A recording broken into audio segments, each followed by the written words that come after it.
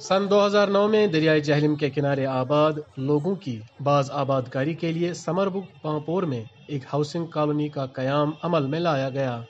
जहां हर एक कुंबे को एक एक रिहायशी क्वार्टर फराहम किया गया था। 2007 मज सूझक योर तमो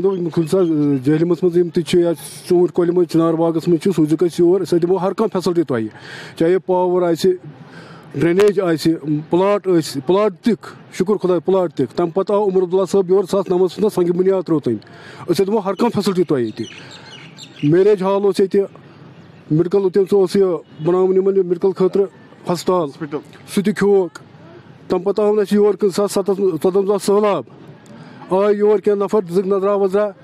तम पत आव योर कहें ड्रेन बनवकन सह बनवकन फजूल। लोगों का इल्ज़ाम है कि 12 साल गुजर जाने के बावजूद भी इस कॉलोनी को मुकम्मल तौर नज़रअंदाज किया गया है।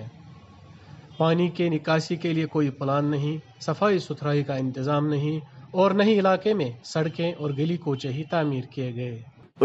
योर वुनिक तामस गए 10 वरी बसान ये 10 वरियन मज न आने योर कह त फैसिलिटी सड़क ड्रेनेज और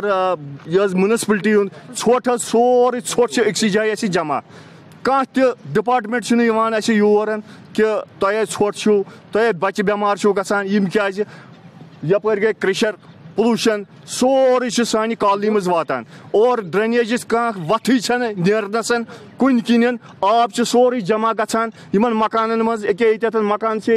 यमन ससी लेवल गसान सात रूद फिर पेवान आब मज पेवान योत ताम वसन जनाब लांग बूट लगित। कामी लोगों के मुताबिक अगर उन्हें बुनियादी ज़रूरियात फराहम नहीं की गई तो वो नकल मकानी के लिए मजबूर हो जाएंगे। पांपोर से तारिक अहमद की रिपोर्ट।